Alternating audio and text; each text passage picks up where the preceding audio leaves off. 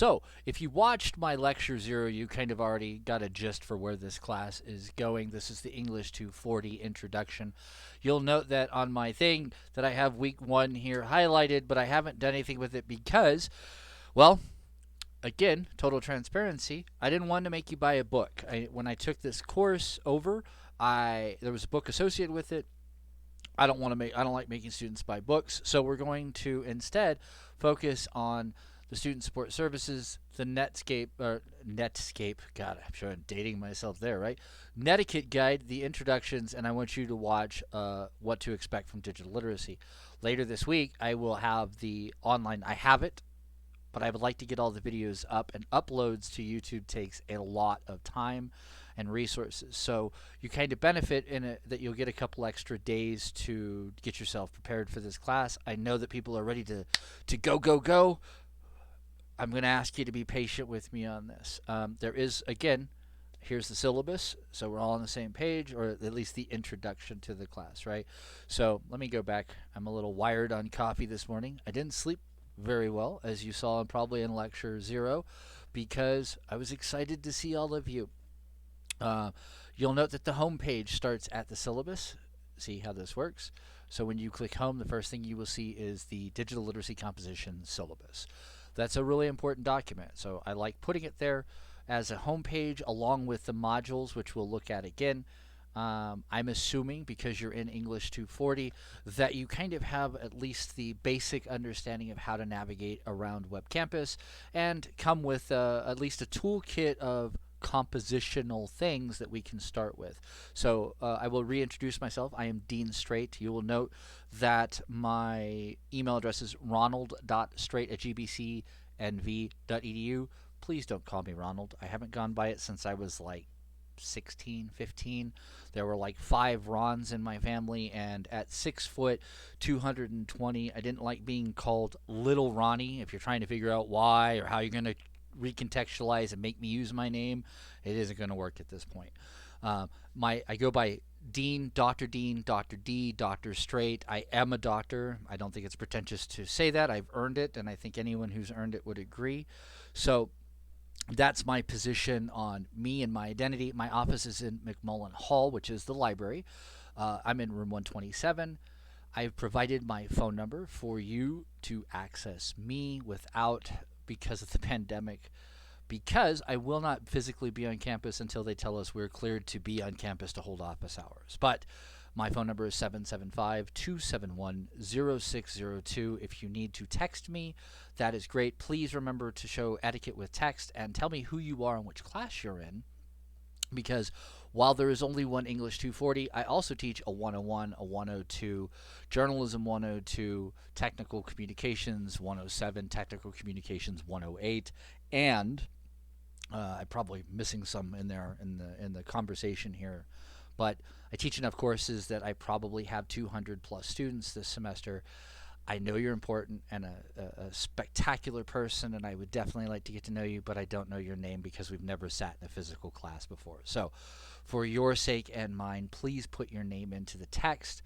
I would not call without approval. I'll take it, but it kind of feels weird because you don't know what I'm doing. I may be out shopping, I may be grading, I may be working on my own stuff. I'm taking a course this semester because everybody should continue their education regardless of how far along they are. And so I may be doing a lot of different things that I have to set aside for a moment to get to you, which I am totally down for doing. But sorry about that. But regardless, we'll continue moving forward. I've given you my email address. You can also use the inbox, which is right here on my screen. I'm highlighting it with my mouse cursor. You can click there, talk to me. It's perfect. It's great, easy access. The class is online, so each week you will need to participate through the modules. Again, this week is a little weird because I'm trying to navigate around some stuff and get you guys free text versus making you pay for a book that you will, at the end of the semester, regretfully have stuck in a library somewhere that you don't want. I don't like doing that to you, and I'm not going to. So again, there's a syllabus available here for download if you need to have a copy of it for later. I will be adding the calendar. I only do so while I have the entire class, in its entirety ready to go. I don't value giving, I never did as a student, and I know some people like calendars and I like to prepare months in advance. But the reality for most people is, as long as I get you guys on the same page and treat the class as a democratic space, which I do, we will negotiate what those deadlines look like at 3 to 4 weeks out at a time. So after this week, I will post up to week 4. And from there, it'll be major assignments that sort of structure what we do and why we do it and how we do it through the course. Scrolling down, open educational resources will be what we use. They will be made available to you this week. I will not immerse you in crazy reading because I'm a person that believes that a learning space is a sandbox. I really value people getting new skills and practicing what they want to do. So because this is a digital literacy class, there's going to be a lot of production. So while we will work to get you the skills, I think you already have some digital literacies that will come into play in how things get produced in the class. And multimodal composition is a big part of it. Even though you'll see here under the assigned breakdowns, discussions make up 20, short assignments and responses make up 15, multimedia, which is actually multimodal composition, makes up 15. Readings have no bearing, so you can choose not to do the readings when I provide them, but it might make it harder for you to participate in the other things. There will be critical essays and presentations. I don't see changing this at all on you. None of that is going to change. The only thing that has changed is I didn't want to make you buy a $107 textbook. So this online course requires you to have access to Web Campus. So if you do not, then I don't know how you'd be listening to this conversation since the link is provided through Web Campus. But if there was a technical issue, I would definitely reach out to IT and have them fix it with you as soon as possible. Class activities will be including these type of lectures. It says presentation slides will be posted online after the class, but really what that means is I will provide the YouTube video of this in the module that you can go to. If you need me to provide further context, you can always contact me. That's the purpose of office hours, for further context. Online discussion, time spent writing, reflecting, and making use of library resources is all part of classroom activity. And writing assignments must be submitted through Web Campus. Please do not email them to me. While I will get them and I will respond that I've got them, to be frank, if I lose it, you will be upset. I will be upset that I lost it. And at the end of the semester, we'll be trying to flounder around trying to fix whatever discrepancy occurred because of both of us not following the rules, right? Students are encouraged to take advantage of my office hours should they have any concerns or questions. But again, I'm not going to be there for, I think the last thing I got said at least 3 weeks. So after that time, I will let you guys, I will update that for you and let you know when I'm there. I don't have a problem meeting with you if you'd like to come by and take a moment to talk with me about a problem or an assignment or something. But again, you have a lot of different methods to communicate with me. So for all of the assignments in this class, I will never assign you a topic. It is up to you to pick one. I would pick things that you feel comfortable talking about because you're going to be recording, you're going to be creating videos, you're going to be writing text about it. You're going to do a lot more than just simply responding to a topic that I pick. So I also don't expect students to hold any opinions. I don't care what your position is on whether bananas are better than oranges. All I know is that everybody will respect that those people that love bananas will agree that those people that love bananas are perfectly fine. And those people that like oranges are perfectly fine as well. But there is no space in my classroom, for anti-banana antics. We all have our own beliefs, myself included, and I strongly believe the one person who can change what you think, the only person that can change what you think, is you. It's not anyone else's position in the class to do so, and I don't want that to happen. This means that all opinions are to be respected and discussed calmly in the discussion post and in any live classroom Zoom meetings that we have. The computer requirements are that you must use up-to-date browsers and have a good connection. I know we're in Elko, and connections can be crap sometimes, a lot of the time. But if we leave cameras off when we do live meets, we should be okay. That's what I usually do. And I live on the weird side of town where there are times where I don't have any bandwidth whatsoever, and I sit through meetings, I do these recordings and still upload. The one thing I have to do is basically not have the camera on like I'm doing now. Web Campus has some minimum specifications for your computer, and so make sure that you're on a computer that can run it. It's not super demanding, but I don't think you could run it on like an old 1980s 88 PC type thing. So use your laptops. You can use the computers in the library. There's a lot of options for you. Tablets work. I've used my iPad to access Web Campus without any problems. And now I'm going to breathe for a moment. Okay, so participation and attendance. Participation means that you're showing up to the web campus, you're seeing the lectures. One of the cool features of YouTube is that I can kind of see how many people are watching the video. And if it's a really good video, which I highly doubt anyone's going to be watching my video outside of this class, but I can usually tell if there's only like 10 people looking at it that people aren't watching the video.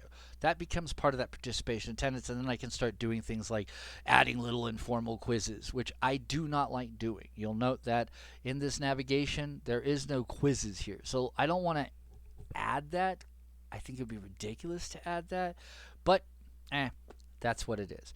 Remember that when you discuss things in the discussion boards, to try to avoid language that might be colored or a little too far outreaching in blue, right? So if you wouldn't say it in front of your mom and dad, I probably wouldn't put it into that conversation. Let's see here. The course objectives are listed. I'm not going to read the entire syllabus to you. That would be nonsense on both your part and my part. Learning outcomes, method of measures. This is all the things you should be taking away from this. For this course, the requirements will include but not be exclusive of. It's not an exhaustive list of final components that include 2 formal essays, annotated bibliographies for each essay, which I really like. You're going to find that annotated bibs and me are really good friends. Reflection responses, 2 media multimodal compositions, 2 presentations, 2 visual aids, and some media responses. My policy for assignments. Assignments are usually due on Monday of the week they're assigned. So if I want you to do something this week, it will be due next Monday by midnight, period. My rule with late work has changed and I've adapted over the years, but ultimately the biggest one for me is this. If something is coming up or you know there's going to be an issue, email me and I will work with you to make sure that you get a good grade. But once an assignment has reached its deadline and 72 hours have passed, I must put a 0 in. If I put a 0 in, you're going to reach out to me in a panic. You're going to say, what did I do? I'm sorry. Oh, I didn't mean to. And it's going to make all of us feel bad because I don't like telling students I can't help them, and you don't want to be told you're going to get the 0. So let's not get to that position on it. Just understand that you can always contact me and say, hey, look, I'm going to be out of town next weekend. I've got work to do. I've got, a princess to kill. I've got a station to run. Whatever it happens to be, you can still let me know, and I will make sure that we still get you a grade in there. As soon as I grade them, they will be posted in Web Campus. So please don't email me and ask me the day of a deadline if I can get your paper graded before anyone else. I can't. I go by the grade book. So it's pretty much when they're in, I'm going to grade them. I don't grade every day. That would be a little overwhelming, especially if like 10 or 15 people a day are submitting things. What I try to do is I do it in bulk. I do it in groups. So typically I try to do like Monday I'll do some grading and Wednesday I'll do some grading. If there's an assignment that was due and you need some feedback, I might get back to you by Tuesday, but I try not to be more than a week out on grading. All assignments, again, must be submitted through Web Campus because it protects us both, right? Grading and criteria are listed here with the critical essays, the discussions, all the things that we've already discussed earlier, having their weighted values already situated here. The scale is a very traditional A, B, C, D, F, 90, 80, 70, 60. Hey, I'm recording, Grimmy. My dog's being rude. I'm sorry about that. So again, everything below this, where it's a syllabus disclaimer, this is all boilerplate stuff that is garden variety for every single syllabus you will ever see, so I'm not going to go over that. We'll go back through the module quickly. You'll note that I have provided the digital literacy lecture, and it's up. Yay! I love when a video actually works. So when I record video with a camera, it's going to take a lot more bandwidth to get up, so sometimes it'll take longer when I produce it. Your introductions go here. I've already provided my introduction as an example, and there are several students that have already participated. These are my early birds. We can already tell these are the people we're going to be trying to get ahead of on the ball, right? So scrolling back real quick, there's an introduction we already covered. Netiquette guide. This is pretty much how to act, what to do, tone down your language, keep a straight face, be forgiving. Remember that it is recorded when I am doing Zoom meetings, so don't say anything that you would regret that it was recorded for all prosperity to know that you did or didn't do. Excuse me. Student Support Services is here. Check that out. And like I said, I will post an announcement in a subsequent video connected to the readings for this week.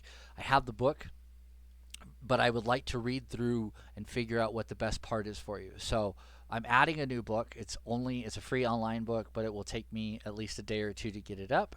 And if you have any questions, please reach out and let me know. Otherwise, enjoy your week. I know you got a lot going on. I know you have real life, you have families, and then you have school. You probably have two schools if you happen to be one of my dual enrollment students. So take this as a sort of breath to just slowly immerse ourselves into the class, and probably by Wednesday or Thursday you'll see the book up.